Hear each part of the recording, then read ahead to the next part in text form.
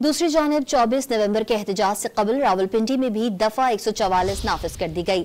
हर किस्म के जलसे, जुलूस, रैलियों और 4 से ज्यादा अफराद के जमा होने पर पाबंदी होगी। मज़ीद जानेंगे डॉन न्यूज के नुमाइंदे ताहिर नसीर से। ताहिर, बताइए।